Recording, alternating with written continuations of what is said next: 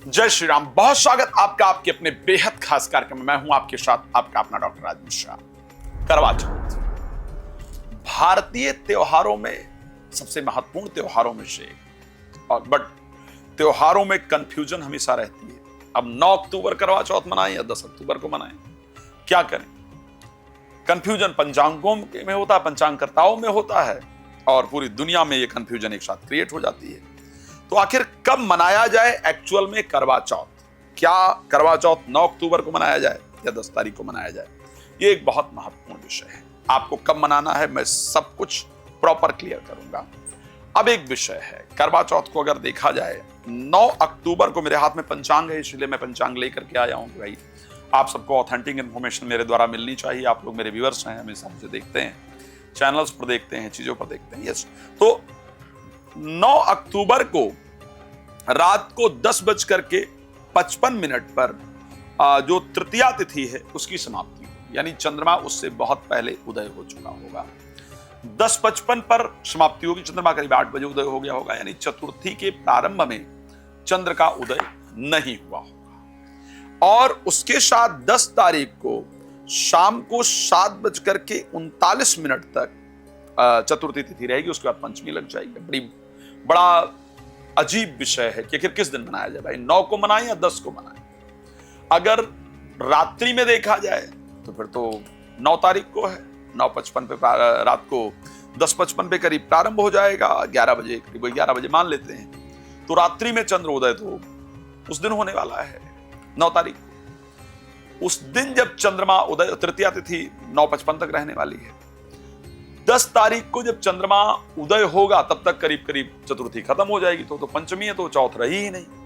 तो आखिर शास्त्र क्या कहता है, शास्त्र का निर्णय क्या है? इस बार दीपावली को लेकर भी यही कंफ्यूजन है, पिछली बार की तरह वाला, वो भी क्लियर करूंगा आप सबके लिए। तो एक्चुअल में शास्त्र निर्णय क्या है, शास्त्र क्या कहता है, हमको किस दिन मनाना चाहिए? देखिए, शास्त्रोक्त जो इस बार खैर बड़ा सुंदर योग बन रहा है करवा चौथ पर, पहले उसको बता देता हूं, फिर आपके तिथि की तरफ मैं आता हूं और एक इंफॉर्मेशन आपको और दे देता हूं। यदि आप चाहते हैं श्रीमद् भागवत कथा, श्री शिव महापुराण कथा, श्री राम कथा मेरे द्वारा करवाना, तो नंबर आपके सामने है, आप मुझे कॉल कर सकते हैं। रात को 9 बजे, दोपहर को 12 बजे लाइव फ्री आता हूं आपके लिए। और दूसरा, दीपावली पर इस बार विशेष यज्ञ मैं स्वयं करने जा रहा हूं आपके लिए, करवाऊंगा आपके घर। मेरी सामग्री मैं स्वयं भेजूंगा, उस सामग्री को आपको घर में रखना है। जो मुहूर्त होगा उस मुहूर्त में मैं उस यज्ञ को आपको कराऊंगा। उस मुहूर्त के अंदर आपको उस यज्ञ को करना है और उसका बहुत लाभ आप देखने को पाएंगे। चलिए, तो इस बार जो करवा चौथ है उस पर सिद्धि योग, शिववास योग, मंगल और बुध का एक साथ होने का योग बन रहा है, शुक्र सूर्य का योग, और एक सबसे सुंदर योग जिसको कह सकते हैं वो है चंद्रमा का उच्चस्थ होना। बहुत मुश्किल ऐसा समय मिलता है जब चंद्रमा एग्जॉल्टेड हो जाएं करवा चौथ के दिन, और चंद्रमा उच्चस्थ है इस बार। तो इसका मतलब यह है कि इस बार आप जिस अपने चांद के लिए व्रत रखने जा रही हैं उसके जीवन का चांद उदय होने वाला है। आप इस बार अपने, जिनके लिए भी आप व्रत रख रही हैं, अपने पति के लिए व्रत रख रही हैं, तो ऐसे परिस्थिति में विवाह तय हुआ है, पति समान के लिए व्रत रख रही हैं, तो ये समझ लीजिए कि इस बार का व्रत उनके जीवन में परिवर्तन लेकर के आने वाला होगा। एक बड़ा इंपॉर्टेंट पार्ट है, शुक्र नीचस्थ हैं और करवा चौथ का ये ऐसा दिन है जिस दिन मेकअप बहुत होता है और होना भी चाहिए। भाई आप व्रत रखते हैं, भगवान के पूजन में जितना हम सज करके जाएं, जितना सुंदर बन करके जाएं, भगवान के सामने 16 श्रृंगार की प्रक्रिया है, करके जाना चाहिए। पूजा कर रहे हैं लोग, बहुत मजाक बनाए, ये बनाए, वो समाज का विषय है, उसको आपको चिंता ही नहीं करनी चाहिए। आपको अपने आप को बहुत सुंदर बनाना चाहिए और सुंदर परमात्मा के लिए बनाना चाहिए, ठीक है? जो इस संसार का पति है वो परमात्मा है। तो लेकिन मैं क्यों इस विषय को इतना, मेरा मेकअप वाले विषय को, आपके सुंदरता, आपकी सजावट वाले विषय को लेकर के आने का यहाँ कारण क्या है, मैं क्यों इसको लेकर के आ रहा हूं? उसका रीजन है कि शुक्र नीचस्थ है और शुक्र सौंदर्य के कारक हैं। शुक्र जो है स्पेशली वो जो ऐसे प्रसाधन की जो सामग्री है सुंदरता की, उसके कारक है। तो इस बार बहुत ज्यादा चांस रहेगा कि मेकअप से एलर्जी हो जाए, मेकअप से स्किन प्रॉब्लम हो जाए। और वो आपको सुंदर बनाने के चक्कर में आपके सुंदरता में दाग लगा दे, इसके चांसेस बहुत कुछ रहेंगे। इसलिए आपसे रिक्वेस्ट करूंगा कि करवा चौथ के दिन जब आप मेकअप कराने जाएं तो उस प्रोडक्ट को जो मेकअप में यूज हो रहा है उसको प्रॉपर चेक कीजिए, और वो आपके फेस पर या आपकी बॉडी पर शूट करता है या नहीं करता उसको प्रॉपर चेक कीजिए। ऐसे नहीं कि मतलब कुछ भी फेस पे नहीं लगा लीजिएगा, नहीं, शुक्र नीचस्थ होने पर उसके एलर्जी के चांस बहुत ज्यादा रहेंगे और उससे आपको नुकसान हो जाए, इस प्रकार की परिस्थिति और आप देखेंगे। और अगर कहीं कारणवश आपकी कुंडली में शुक्र की महादशा या अंतरदशा इत्यादि या सूक्ष्म अंतरदशा इत्यादि चल रही हो तो ऐसे परिस्थिति में खास ध्यान इस बात का रखिएगा कि लापरवाही नहीं कीजिएगा, नहीं तो फिर उससे दिक्कत हो सकती है। इस बार एलर्जी होने की जो सबसे अधिक प्रक्रिया है वो करवा चौथ में देखने को मिलेगी। अगर कोई डाटा पॉसिबल हो तो जो स्किन डॉक्टर्स हैं उनको, स्किन डॉक्टर्स के लिए मजे आने वाले हैं कि उनके पास अधिक पेशेंट आने वाले हैं आफ्टर करवा चौथ। खैर, इस विषय को लेकर के ज्यादा विस्तार से ना चढ़ते हुए बात करें कि भाई किस दिन मनाया जाए। तो शास्त्र के दृष्टि से अगर देखा जाए, क्योंकि 9 तारीख को रात को 11:10:55 पर चतुर्थी तिथि प्रारंभ होगी, चंद्रमा उससे पहले उदय हो गया होगा, इसलिए 9 तारीख को करवा चौथ मनाने का कोई भी लॉजिक नहीं हो सकता है। किसी भी तरीके से 9 तारीख को करवा चौथ मनाने का विषय नहीं है, नहीं मनाना चाहिए। 10 तारीख को, क्योंकि शाम को 7:39 तक चतुर्थी तिथि व्याप्त रहेगी, शाम को 7:39 तक चतुर्थी तिथि व्याप्त रहेगी।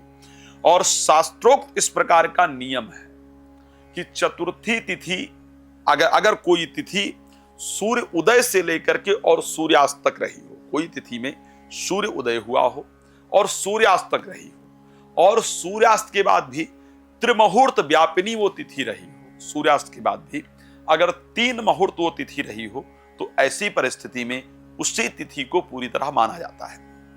करवा चौथ क्योंकि चंद्रमा का व्रत है, चंद्रमा का विशेष नियम है, रात्रि के अंदर चतुर्थी तिथि का होना महत्वपूर्ण है।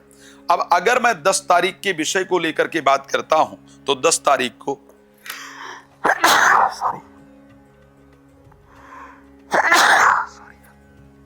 प्लीज कट करवा देना इसको। तो अगर मैं 10 तारीख की बात करता हूं तो 10 तारीख को, क्योंकि जो सूर्यास्त का समय है वो 5:00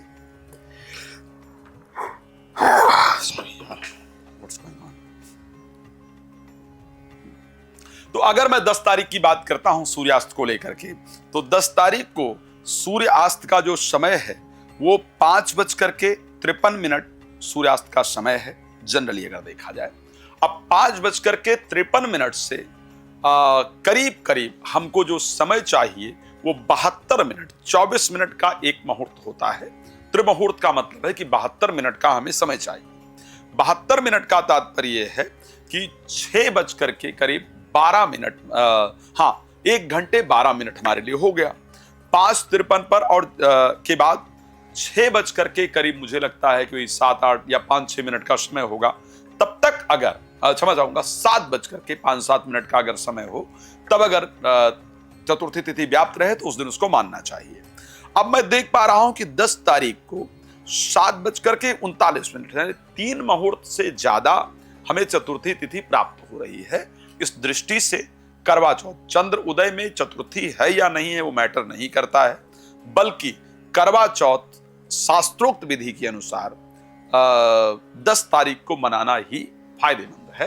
तो 10 तारीख को आप श्रद्धापूर्वक करवा चौथ को मनाएं, क्योंकि इस बार का जो करवा चौथ पड़ रहा है वो शुक्रवार के दिन पड़ रहा है और उससे एक दिन पहले शुक्र नीचस्थ हो चुके होंगे। तो ये जरूर ध्यान रखना, ये बहुत बड़ा विषय होगा।